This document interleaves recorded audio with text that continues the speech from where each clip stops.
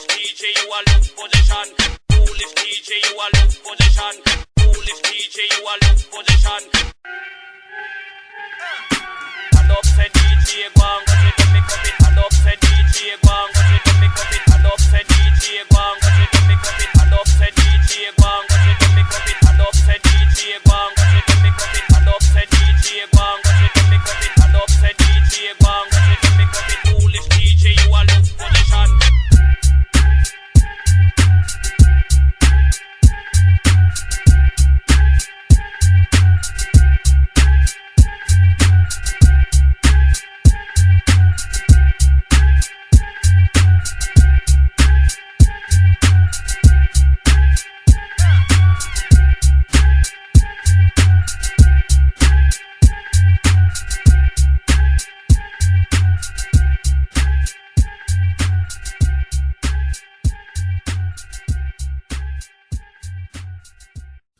There are a lot of people in Bob's defense who have been very arrogant with the news that Terence Crawford has slapped this lawsuit on Bob's forehead, and they don't even know the facts or the details. They don't even want to wait. They want to get all animated and I know how it's going to end. Well, maybe you should go into law if you have so much insight on a case you have no facts or details about. I do know you can go back to 1979 with Bob Arum, right in the midst of racial tension and apartheid in South Africa. But yet Bob is going over there with the likes of John Tate in the late 70s, staging these fights. And he's doing it against opposition, saying, Bob, you shouldn't be going out there. Some of you are probably saying that's old news beats. It's going to be irrelevant to the trial, and you could be right, but it does go to show what kind of character he is. Part of the suit is where he's slandering Al Heyman with all the Spence and Al are in a brotherhood, don't talk to the white guy. That's inflammatory, it's unprofessional, and what is available to us is, it seems, securing the Spence fight is part of Bob's contractual obligation to Crawford. That could be a breach of contract. He's unprofessional, he's too loud, and he does need to be humbled and taken down a peg or two. He's went too far for too long. I've tried to stay away from saying Bob is a racist. I often say black fighters shouldn't sign to him rather than accusing him and pigeonholing him and boxing him into the racist box. Bob Arum approached Ali about making the rematch with Leon Spinks in Sun City, South Africa, the resort-style capital of the South African puppet state of Botswana. Arum guaranteed Ali $14 million, and Ali was tempted.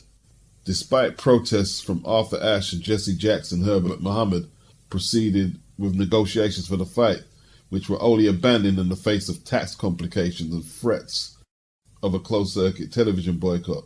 Ali expressed his own thoughts on the issue in a late-night ramble to Hunter S. Thompson, who tried to persuade the champ that he should take on and beat a white South African in South Africa. Ali considered the proposal. Yes, he was attracted to the idea of the fight, provided that on the day there'd be equality in the arena. Then he added, if the masses of the country and the world were against it, I wouldn't go. He was intrigued by the idea, but was also wary of the symbolic dimensions of such a fight. What worries me is getting whipped by a white man in South Africa. That's what the world needs. Me getting whipped on by a white man in South Africa. On the other hand, if I beat him too bad, then leave the country, then he might beat up some of the brothers, he concluded. I wouldn't fool with it. I'm a representative of black people. It's too touchy. It's more than a sport when I get involved. Larry Holmes turned down money to fight Jerry Coetzee in South Africa. The fight did nearly happen in America, a unification, but Holmes wasn't going to travel over there. David Bay turned down money. Arthur Ashe, he led the athletes and entertainers against apartheid movement. He turned down money. Lots of musicians turned down money. Bob, he didn't care about what black people had to say. He didn't care. The fighter that he promoted from America to fight in South Africa, for the most part, was John Tate. Mike Weaver went out there. They were all black heavyweights. Does this make Bob a racist? It's not for me to judge. It makes him insensitive to what's on the pulse of black culture, even back then when he was younger. How old was he then in 1979? He was younger than what I was. And I've brought this topic up many a times. This ain't new to me. This ain't new to me. This ain't new to me. Don't be surprised if other black fighters back up Terence Crawford in this lawsuit. Even the way he spoke to a woman of colour the other day, Kate Abdo. It's out of order. This is why, after Barry Hearn's ill-advised, there used to be slave comments to Dillian White, I'm sure Eddie was advised by respected people he works with at Matrim, yo, can't let your dad on the camera no more. Can't let him on the camera. Although that was taken out of context, people are going to say, oh, you're always defending him. It's not a matter of defending. It's about being an adult and having accountability to what the real facts are. The whole thing, they used to be slaves and we were slave owners or whatever, will apply to a lot of white fighters having to be slaves as well. The majority of boxers in the UK who have boxed on Matrim cards are probably Caucasian white. So he was talking about fighters in general. He wasn't saying, we had a bunch of black slaves. It was a throwaway comment. You know what I mean? A stupid comment he said that he thought was perhaps humorous. But, in the 80s or in the 70s, he would have got away with it. But right now, you just can't say stuff like that. I'm talking about things that have actually been documented, like Arum and the apartheid fights that he had from 79 into the 80s over there. Top Rank, eventually, if Bob doesn't pass away soon, they're going to have to get rid of him, because he's operating in an era where MMA fighters rolling around like homosexuals can be used against him by the LGB whatever organization. Yeah, you can't do that in this current paradigm. If you're a president, a chairman, or an executive of a blue chip organization, you have to be politically correct nearly every time you come out and speak. That's just how that is. I'm not saying it's ideal. I'm saying that's how that is. I don't think Mayweather will necessarily testify, but, he's been saying it for a long time. Bob Arum is biased against black fighters. I think I was just held back. I could have been a bigger draw if I wasn't held back from pay-per-view by Bob Arum. I feel that my first pay-per-view should have been with Angel Manfredi. Bob Arum is biased against black fighters. He leans towards Hispanic fighters and keeps them on pay-per-view. It's what Floyd said in 2009.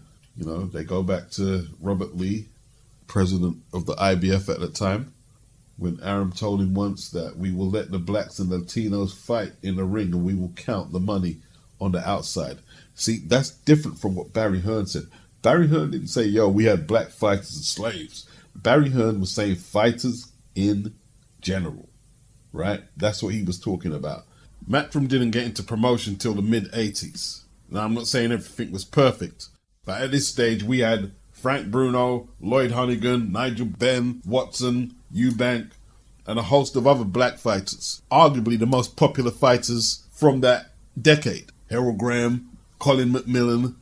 This was a pivotal time for black athletes in this country. Frank Bruno became the first endorsement-friendly household name black athlete in the country.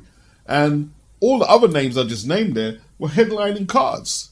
Duke McKenzie, Gary Mason were all very visible. Then you had the footballers, the black footballers, becoming endorsement friendly on TV adverts and stuff.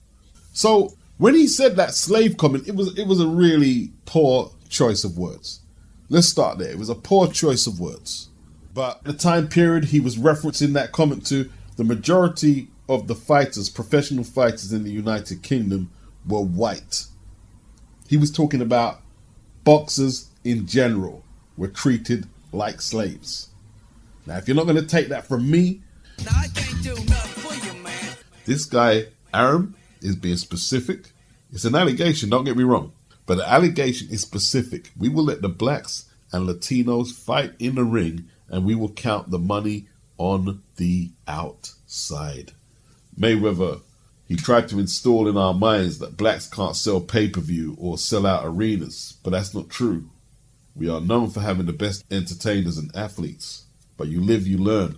This is on Fight Hype. They're saying Top Rank Promotions isn't exactly a breeding ground for talented black fighters. Of the 45 or so active fighters that are currently listed on their roster, only 6 of them are black, including Lamont Peterson, Anthony Peterson, Kendall Holt, Hasim Rahman, Demetrius Hopkins, and Joshua Clottey. Not one of them are regulars on pay-per-view. Those 6 have fought a total of 4 fights this year compared to the 5 fights of that Filipino fighters, Nonito Donaire, Barnaby, Concepcion, all promoted by Top Rank. Well, we all know Bob loved the Filipino fighters. When Rigondeaux beat Nonito Donaire, he turned against Rigo. He immediately started saying, we can't promote him. He doesn't sell. There was no issue before that, but as soon as he beat Donaire, they took Rigondeaux off the main portion of the broadcast. They took him off. And Bob kept saying, can't promote him. People won't buy his fights. Just like he does to Terence Crawford. Come out right in the public. He doesn't sell. And it's always black fighters. And then he'll contradict himself with Tyson Fury. He told Barbershop Conversations, because Fred asked him, are you in the red with Tyson Fury? And he said, yes.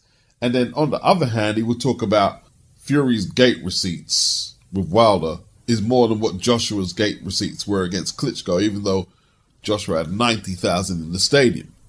So he's trying to say Tyson Fury is this big draw, but you already said you're in the red with it. Why does he do damage control for Tyson Fury's drawing power, who've done abysmal numbers against Schwartz and Otto Wallin, but he won't do damage control for Terence Crawford?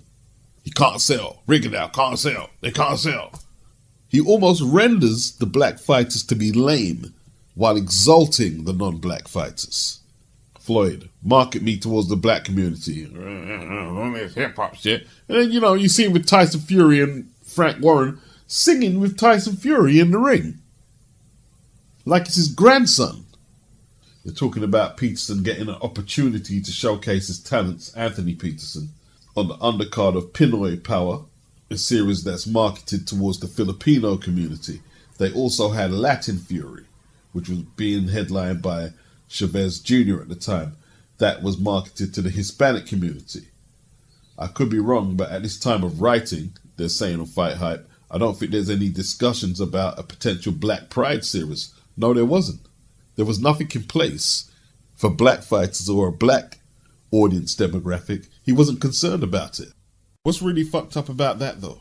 He got in the game through Muhammad Ali, 60s. And then in the 80s, Hearns, Duran, Leonard, Hagler, they were the next set of big money earners after Ali. And he had a piece of promoting all of them too. Made so much money of black fighters, he promoted Don Curry. And this is why a lot of people are staying loyal to that PBC thing. Some of the shit that's going on there is some fuckery, but this is why they're so loyal to it right now. PBC is that Black Pride series that Bob wasn't going to do, which he done for other nationalities and ethnicities. Yeah? At that time, the flavor was Mexican and Filipino. You could go back to Joe Louis doing 50,000 at the Yankee Stadium and stuff like that. Black fighters have always been a draw, the biggest draws in boxing. This guy will have these black fighters this is what I'm saying. This is why Ellaby and Floyd don't want to reach out to the Golden Boys and the Arums and be begging for fights. They don't want to do that. We need them. They don't want to do this, right? And as much as I hate what the PBC are doing, a lot of this is them being pushed into these situations where people are telling them you don't sell as much as Mexicans or white fighters and stuff like that. A lot of this is driven by that, and it's gone totally left for the PBC. I'm not going to hide that or try and paint a different picture, yeah? In all truth, any black power element that some of their fan base may try explain to you falls flat on its face when they're going to give Canelo another bag. They already gave him a bag. They give Tyson Fury bags, but Terence Crawford can't get a bag. People want to talk about the lawsuit that, Terence doesn't have a case. Why is he bothering? Well, why did Bob bother take that lawsuit out on Al Heyman years back? Did he have a case? Why did he start that lawsuit in the first place, is the question. But what was a lot of them saying back then? Can't wait to see Al Heyman have to reveal where he gets his finances and his accounts and all that shit. Yeah, that's what they were saying. I ain't forgot. And then obviously Oscar De La Hoya, he jumped on it. And you know about the emails that were floating around Golden Boy and what they were saying about Al. You do know about that. Then Oscar had the DUI and shortly after dropped his lawsuit with Al. Are the PBC fighters misguided? Perhaps. But look, you know, even Spence came out and said Arum is doing Crawford dirty, promotes Lomachenko more. And I remember Crawford saying Lomachenko was being promoted more than him. I remember him saying it from 2017, I think before Lomachenko fought Mariaga and Crawford was going to fight Ndongo for Undisputed at 140. I remember him posting up tweets regarding the promotion he thought Lomachenko was getting compared to himself. He said Top Rank promoted Loma to be on ESPN while Crawford himself was on pay-per-view, and all he saw was a much heavier promotion for Loma than himself. He said, I saw promotion for Loma on PlayStation, Hulu, and everywhere. I fought the week after that, and there was nothing for my fight, which was on pay-per-view. So that was when he fought Kell Brook, and that was when Loma fought Teofimo Lopez. You gotta keep it real though, like Crawford versus Brook at that stage of Brook's career wasn't a hot fight. And Teo versus Lomachenko was a hot fight. It was a hot fight, so that was bound to catch more of a buzz. You know, I'm on ESPN. The lawsuit alleges that Arum continues to make racist and bigoted statements and purposely damage the reputations of black boxers. Crawford signed with Top Rank in 2011 and rose to prominence, winning titles in 3 weight classes on his way to worldwide recognition. He's currently ESPN's #1 welterweight and #2 pound-for-pound boxer. The lawsuit also claims that Arum's sordid history with athletes of color, especially black fighters, and his bias favoring white and Latino fighters is well documented and known throughout the boxing world, and that Arum makes no secret of his deep-seated bias against black fighters. Arum in response is saying Crawford's vile accusations of racism are reckless and indefensible. He knows it, and his lawyer knows it. Arum says he has spent his entire working life as a champion of black boxers, Latino boxers, and other boxers of color. I have no doubt the court will see Crawford's case for the malicious extortion attempt that it is. Well, I tell you what, if I was Bob, I would brush up on his law. He also thought the arbitration was going to go Fury's way, and he clearly fucked up there. And maybe he's a little out of touch to how a lot of people, not all people, to how a lot of people like myself see his role and his history in boxing. I mean, here's what I'm not getting, though, with the lawsuit. I'm reading what's coming out of ESPN. Crawford is seeking damages in excess of $5 to $4 million. Some sources say 10. The money the fighter claims he lost due to Top Rank's failure to deliver a second fight in year 2 of the extension he signed in 2018, along with its inability to offer him a bout with Errol Spence Jr. Now, a lot of that has to do with the PBC not doing cross promotions. Let's keep that real. But at the same time, why are we talking about Errol Spence and not the Manny Pacquiao bout, which there is evidence out of Bob's own mouth that he kept Pacquiao away from Crawford? How comes that's not coming up? Manny Pacquiao is a wonderful person. He brought a lot to the sport.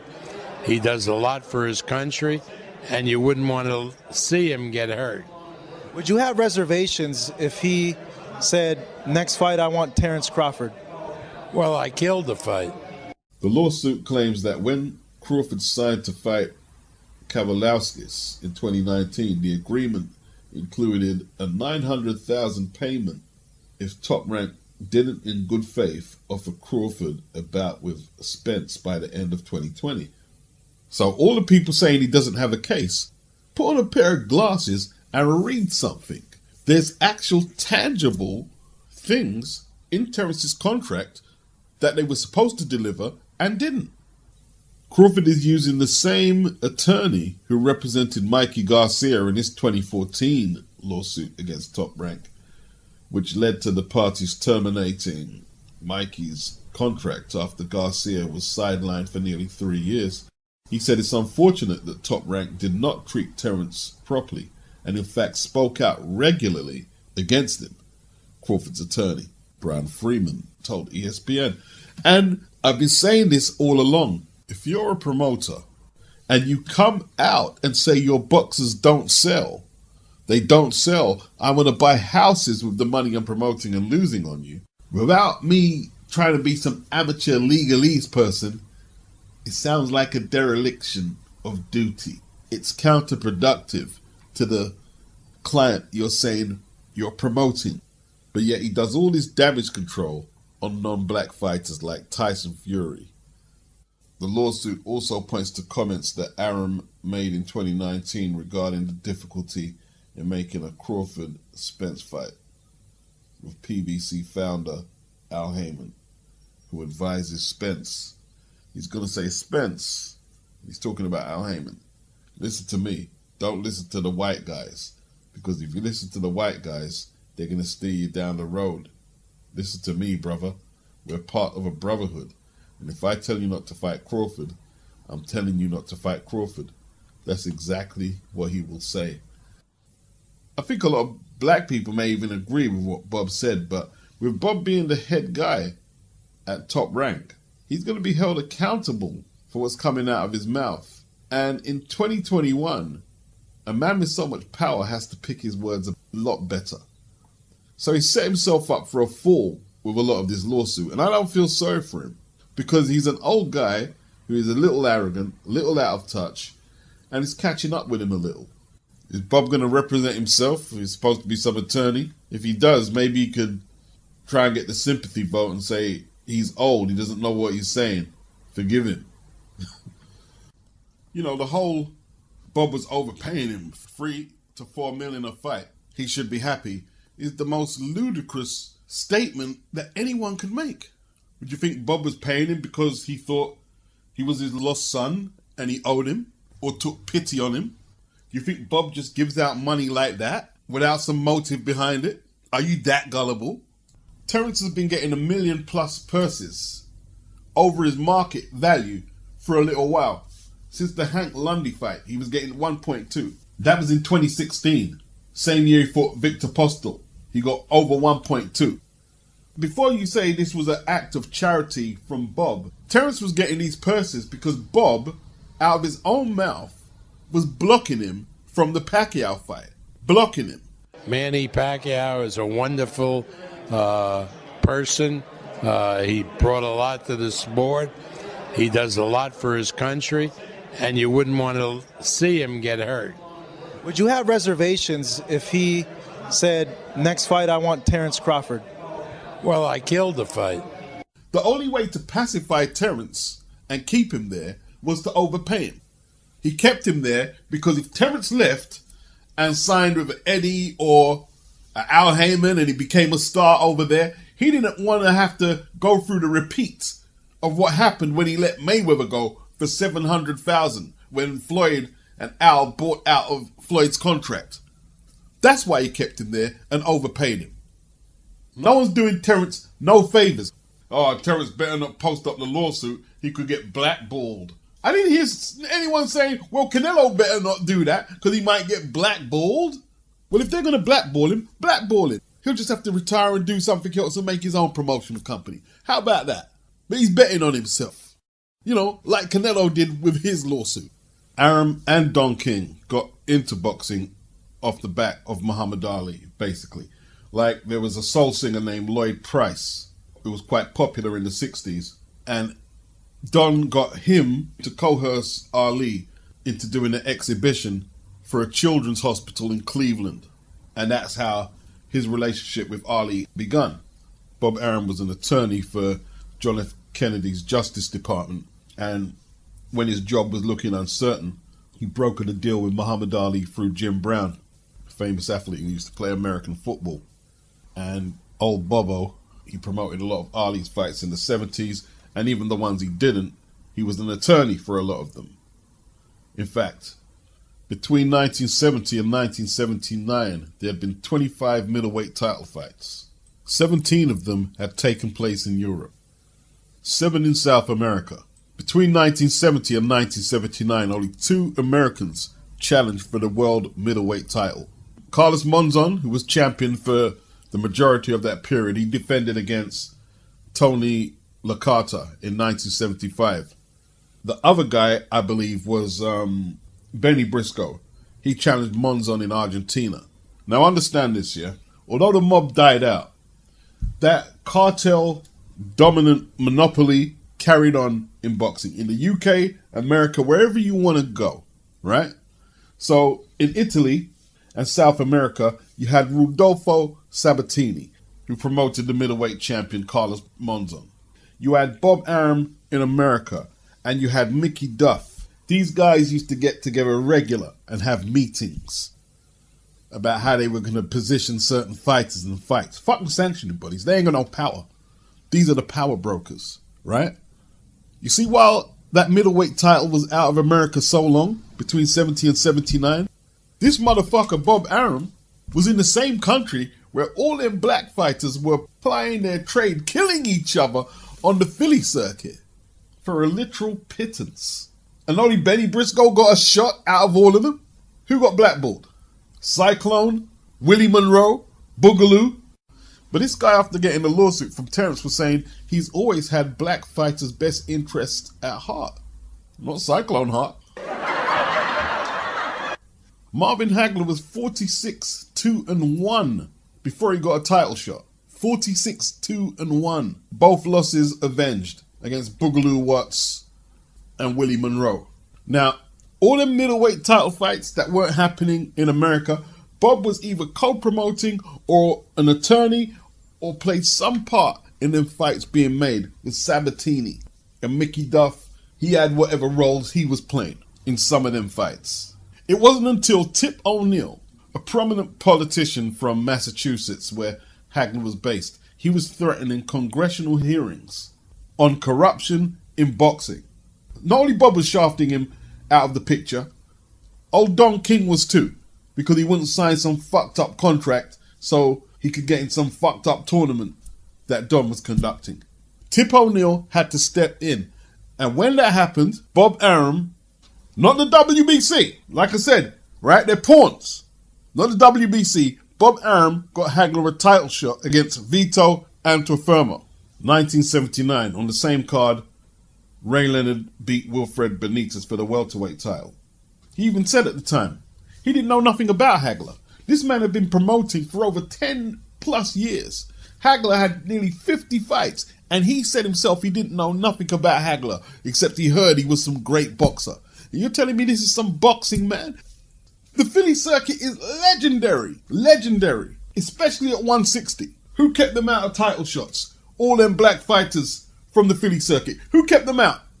They was advised. The Petronellis were advised to go sign with Bob Arum, but they were paranoid of promoters like most sensible people would have. That's why when Hagler eventually won the belt, because he got a split draw against Antuofermo, a fight he won, but they robbed him. He eventually won the belt in the United Kingdom at Wembley from Alan Minter, where the racist crowd pelted him with bottles and all types of debris when he battered Minter. He never signed with Don King or Bob Arum. Fight by fight basis with Bob Arum. Arum had to be forced to give one of the greatest, my favorite fighter of all time. He had to be forced to give this legendary fighter, a black fighter, a title shot by a politician. Thank you, Tip O'Neill. That's all I can say. Thank God for Michael Katz, who wrote for the New York Times, a sports writer, covered a lot of boxing. He fought Marvin Hagler's cause hard, and these are not black men. They're fair people. It looks like his bone of contention, Crawford, is this Spence fight more than a Pacquiao fight. And then the other question is, why did he re-sign in 2018? It looks like them comments about, I could be buying these fancy houses rather than investing in Terence Crawford. I'm not investing no more into him. He's losing us money. I think that's really either hurt Crawford or motivated to say, well, look, I'm going to hit him in his pocket, or I'm going to expose him. Because Bob didn't start talking reckless about, I could buy a mansion, or, you're losing us money, and he doesn't sell. He didn't start talking reckless like that in public until after Terence re-signed. How can you possibly say what he said in front of his fighter? I mean, he's basically said, I've spent so much money on this guy, I'm not sure if he's worth it. I could have bought a nice house instead. I mean, I thought it was so disrespectful to Terence Crawford, to be honest with you. I mean, you've got this guy here who is pound for pound one of the best fighters in the world. As far as I'm concerned, that relationship's over. I believe his contract's up in October or something like that. And I don't blame Bob because he's too old to tell lies. Do you know what I mean? He just doesn't care. He doesn't care. Now, as I said earlier, I don't want to keep repeating the material. That means the video is coming to an end soon. He's too old to tell lies, which means inadvertently Eddie's saying, well, he's telling the truth. He's overpaying Crawford. He could be buying big houses with that money. But in telling the truth, he's being disrespectful. Like I said, yes, he is overpaying Crawford. Why is he overpaying Crawford? He's overpaying him because he killed the Pacquiao fight and wouldn't let Terence get at him. He prevented Terence from becoming a big star by doing this. And then everybody's saying, well, if Terence feels this way, why did he resign? Why is it always one way in Bob's favor? Because he was overpaying him before he re-signed. Why did he re-sign Terence? So as much as I can say it's Terence's fault for re-signing, it's Bob's fault too. You invested and you as a promoter didn't uphold your part of the bargain. Terence upheld his part of the bargain. He never lost while he was on top rank. He was undisputed champion in one weight class and a free weight champion. In fact, in his last 6 welterweight fights, he scored pure stoppages and knockouts. So anyone saying anything about Terence, you don't know what the fuck you're talking about, right? Terence upheld his end of the bargain as a fighter. Remember he said Bivol was boring? You ever hear him say Terence was boring? No, Terence ain't boring. So all this he needs to do more to promote himself. Absolute nonsense. Your job is to promote. You've got a fighter who's exciting, scores knockouts, he's skilled, he hasn't lost, he's been an undisputed champion, he's been a champion in free weights, he's dedicated, he's always in shape, his power retains from the first to last bell, he's consensus, pound for pound, number 1 or 2 in many people's eyes, incredible people, casuals, hardcores in the sport. He's upheld his end of the bargain, period. If you can't promote him now, that's your fault, not Terence Crawford's fault. Anyone saying it's Terence Crawford's fault is a moron. What do you mean promote himself more? What do you want him to do? Put on fucking tap shoes and start bojangling out there? It's absolutely ridiculous. Yeah? Terence has had 1 or 2 incidents, like when he drove his car that was getting fixed off the ramp or whatever it was on. He had a couple of incidents, but not many, right? He's quiet. He's not ratchet. He's had a few ratchet situations with his women, but you know what I mean. Keeps to himself, family man, married. For the most part, he's been the consummate pro. He's been very professional. You know, all of you anti-Crawford and, well, Bob this, Bob's so great. Bob has not been professional, and that's why he's finding himself in trouble now. His mouth is catching up with him. And I have got no problem with that because his mouth might be endearing and, oh, look at the old guy running his mouth. That's cute. Not to me, it's not. No, I don't find it endearing one bit. And now they're using it against him. Yeah? His language is now going to be played against him. And I have no problem with that. His language is what destroyed Rigondeaux's career. His language is what threatened to crush Crawford's career. Even when Crawford left, Bob didn't have the sense to shut his mouth. He kept going. Yeah, he loses money. He lost his money. He didn't sell. Can't sell. Kept going. Wouldn't stop. Won't stop. Well, maybe this court case will shut his mouth once and for all. Get on with what you're supposed to be doing. Promote or retire and go sit down. So let's get this straight. You tried to take Al Heyman to court because you couldn't handle the volume of Al's production. People were saying, the PBC are just going to do in-house fights. Bob was doing a lot of in-house fights when he made that lawsuit against Al Heyman. A whole load. So let's not go there. You tried to take him to court, and then years later, you still running your mouth against that man is being used against you in a lawsuit. Not by someone from the PBC, but a fighter he himself used to promote. Life is tough at times, but it's beautiful. I'm telling you, sometimes it's just beautiful. You know, let's think about this really. Why couldn't Crawford get the Spence fight? Why couldn't he really get it? He was signed to a man who started a war with one of his rivals and didn't even see the lawsuit through. He dropped the case. Let's not forget, he also screwed up the undisputed heavyweight title fight last year. I wonder if people are forgetting that. When he said, it's not going to be a problem, we just have to pay damages to Wilder at the most. Well, he didn't do that. And he let down a lot of boxing fans. This man needs to be ran out of boxing, or he needs to shut his mouth. Stop running your fat mouth. Josh Taylor's got a fight coming up soon. Where's he promoting that? No, he's not promoting that. He's defending himself against one of the fights he used to promote. And it's not like Crawford is a guy going on social media, yo, fuck him, he's screwing up my career, ain't giving me my purchase like Adrian Broner calls out Al. No, Crawford stays quiet. And there you are running your mouth. He can't sell. I want to buy houses with the money. Running off them mouth non-stop. He's basically overstayed his welcome on social media. And he hasn't adapted to it at all. You've had a long run. You've had a long run getting away with it. Now, the pugilist is hitting back. And he's not using his fists. He's using the system as he's legally permitted to. Rigondeaux's finally reacted to the shameful actions and comments made by top-ranked ruler Bob Arum and HBO of late, with the Cuban rightfully livid with the numerous negative quotes and demands which have bizarrely been levied at the WBA, WBO Ring Magazine titleist by his own promoter and network.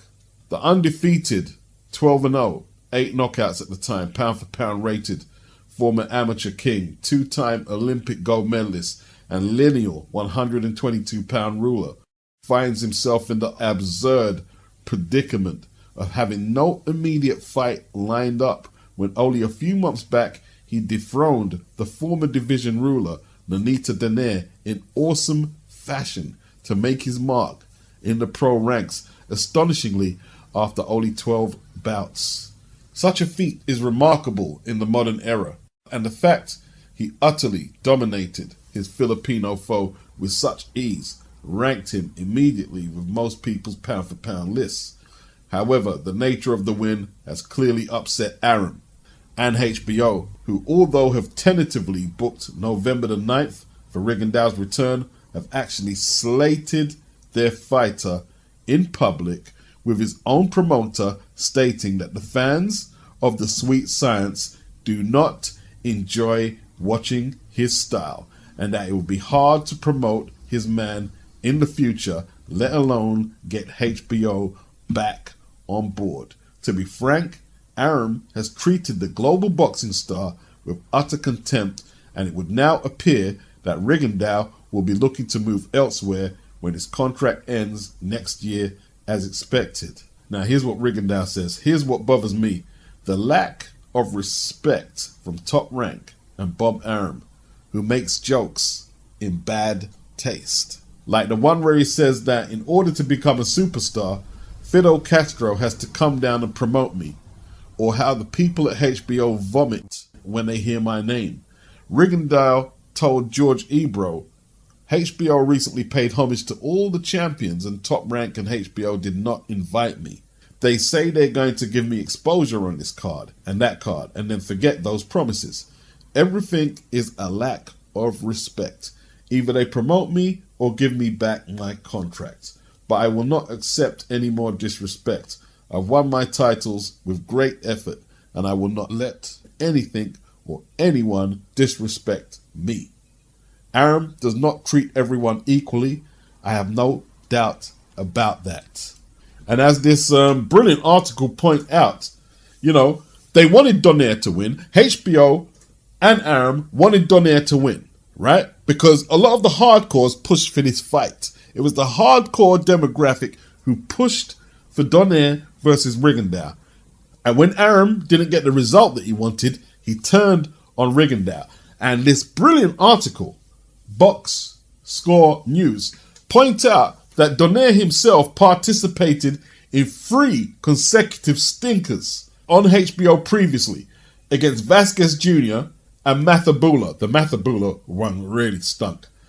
And Noshiaka, right? Ironically, the Filipino star was awarded the Fighter of the Year for those wins. and still enjoys the undivided attention of Arum and HBO. And a few very privileged fans, and now the most privileged man of all, Max Kellerman, in the ring to talk to the fighters. Let's go there. Congratulations, Guillermo. Give us your impression of the fight. Bueno, como te dije anteriormente, yo te dije que iba a hacer mi trabajo y lo hice. As I told you before, I told you I was going to do my job, and I did it. There was some booing from the crowd. Boxing purists will love this, but it's not for everyone. What do you have to say for the people who look at this and say, not for me? Bueno, yo creo que el público que ve esta pelea saben y pueden apreciar el buen boxeo y la buena calidad, y vieron lo que hice hoy, que lo hice lucir como yo quise. The people that saw this fight, the people that know boxing, saw that it was a very good fight, there was quality, and I made him look the way he looked, which was bad, and I looked great. What Max Kellerman didn't point out, it was a pro-Donaire crowd, and Rigondeaux was outboxing Donaire, and the crowd didn't like it. You can rationalize it was because Rigondeaux was boring, but you could tell the truth. They didn't like the fact Donaire was getting outboxed by the better man. And that set the tone. That was Max's first opening bars after he congratulated Rigondeaux. Oh, it was negative. Not everybody's going to like this style of fighting. Man, look, Arum has been getting away with what he's doing for a long time. And it's only right it starts catching him up. Anyone has an issue with that, I can't help you. Rashida Ali, she says Bob Arum and her dad are the main reason why black fighters are compensated today in defense of Bob.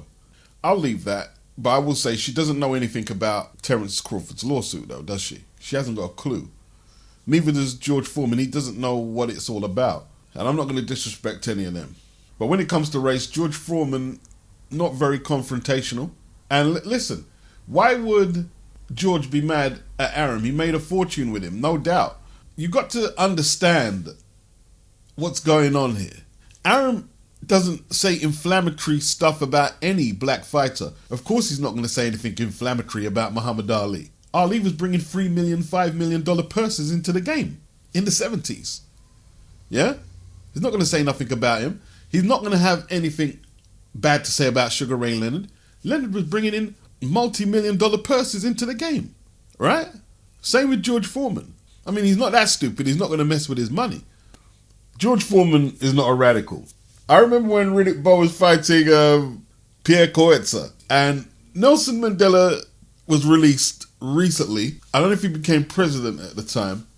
Coetzer was South African, or Afrikaan, white South African, and Bowe's manager, Rock Newman, was a nutcase. Now, apparently, he was a man of colour. He looked predominantly white, but he was a man of colour. And he started on Pierre Coetzer and his team like they were pro-apartheid, and it made a big fuss, and he went back and forth with their team. And George Foreman was commentating. And when Larry Merchant and Jim Lampley were talking about how they were trying to smear Pierre Coetzer, George went up and said, no, he's one of the good guys. And I remember one of the elders who was around when he was watching the fight, he said, this is typical of him, isn't it? This is typical. And to me, I didn't see it as a big deal, but he explained to me that when Tommy Smith and John Carlos were giving the Black Power signal in the 68 Mexico Olympics, George Foreman, when he won gold, he was waving the American flag around. And that was a very political statement Olympics for black Americans. They ran Jesse Owens out of the Olympic village or wherever the black American athletes were residing, because he was telling them, you better not do that, you better not put no power signals, and they ran him out. They ran the legend Jesse Owens out. And Foreman, he opted to go for the flag.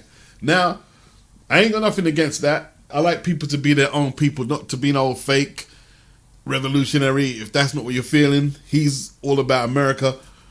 So I'm not surprised Foreman would side with Arum over Terence, even though Foreman doesn't have the details and doesn't know what Arum is doing with any other fighters, because it's not his business. He knows the business he's done with Arum, but he can't talk for Terence Crawford, surely, as great as he is. And he's a great man.